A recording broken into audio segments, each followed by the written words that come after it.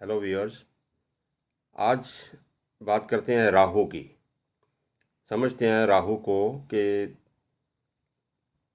सभी लोग परिचित हैं राहु से, जो भी एस्ट्रोलॉजी से जुड़े हुए हैं।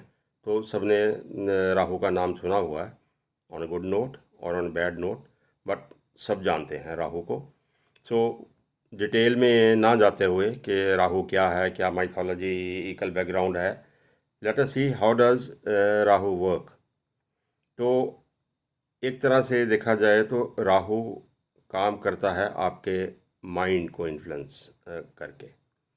तो आपका माइंड को उस तरह से बनाता है, आपकी सोच को ऐसा बना देता है कि जिस घर में जैसे राहु पड़ा हुआ है, तो उस घर की एक्टिविटीज़ को करने के लिए तो बेसिकली स्ट्रेटजीज बनाना, प्लानिंग करना, आउट ऑफ द बॉक्स जाके सोचना, जो कहीं पे नहीं हो रहा उसको करने की कोशिश करना, वो तरीके ये आप इस्तेमाल करने जो सीधे रास्ते नहीं हैं। तो ये सारे राहु के काम हैं। तो देखा जाए, प्लानिंग हुई, स्ट्रेटजीज हुई, आपके फैंटेसीज हुई, कॉन्स्पिरेसीज हुई। अभी क्राइम्स करना है तो कितनी प्लानिंग इन्वॉल्व होती है। तो क्राइम्स, इंसान की ग्रीड, ठीक है, और इनोवेशंस करता है इंसान, रिसर्च करता है। तो ये सब राहु से कनेक्टेड है। किस एरिया में ये सारी एक्टिविटीज़ आप करोगे, that depends upon the placement of Rahu और various other factors in the horoscope. कोई कोई प्लैनेट अकेले में काम नहीं करता। सो सेइंग दैट के राहु इस घर में पड़ा हुआ है तो ये काम करेगा, ऐसा 100% नहीं होता। तो various other factors in the horoscope, कौन सी दशा चलती है, क्या कॉम्बिनेशन और पड़े हुए हैं, उस दशा में क्या प्रिडोमिनेंटली आपको रिजल्ट मिलेंगे। बट राहु का असर आपकी सोच पे हमेशा रहेगा।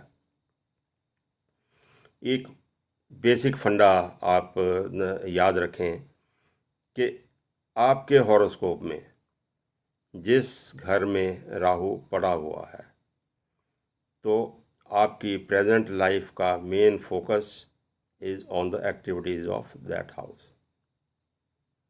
आपके दूसरे घर में राहु अगर पड़ा हुआ है फॉर एग्जांपल, तो दूसरा घर, धन संपत्ति, पैसा अकुमुलेट करना, सारी वेल्थ, तो आपका मेन फोकस रहेगा उन्हीं एक्टिविटीज़ के ऊपर।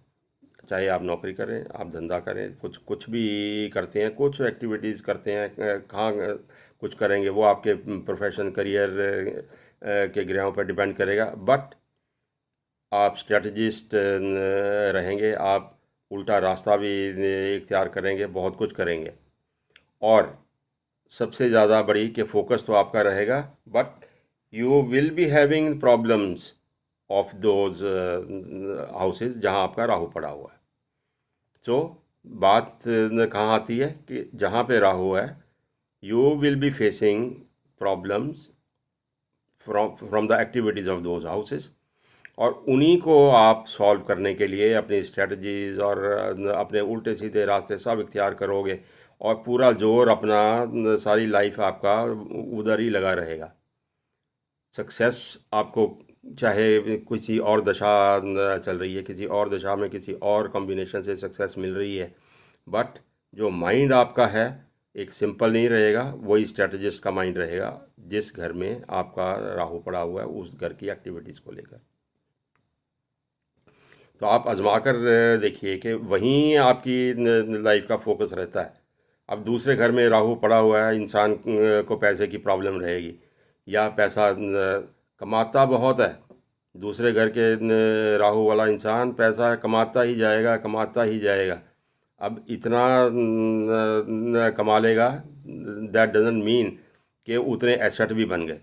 It means there are problem जिसमें पैसे का नुकसान भी होता है, इसीलिए इंसान लगा ही रहता है, लगा ही रहता है। तो उस घर की प्रॉब्लम, पंचम स्थान में पड़ा हुआ है, संतान की प्रॉब्लम रहेगी, आपको इमोशनल हो जाओगे आप, बट आप क्रिएटिव भी रहोगे। तो वो सारी है, तो आपका फोकस वहीं पे रहेगा।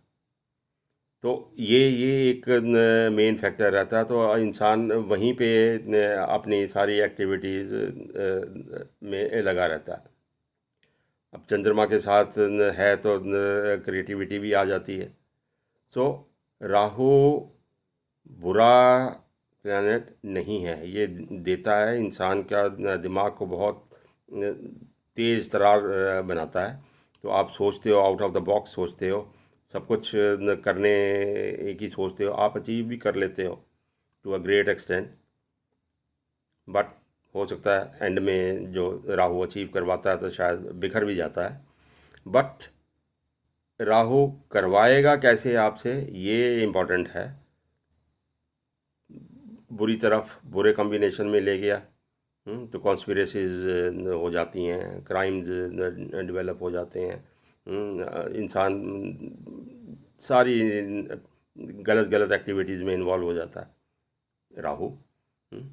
तो गलत रास्ते पे चल पड़ा तो गलत हो गया, सही रास्ते पे चला हुआ तो बहुत क्रिएटिव है, स्ट्रेटेजिस्ट है, तो बुरा नहीं है। Like any other activity, Rahu की एक्टिविटीज़ बड़ी सराहनीय हैं। So nothing to fear about Rahu.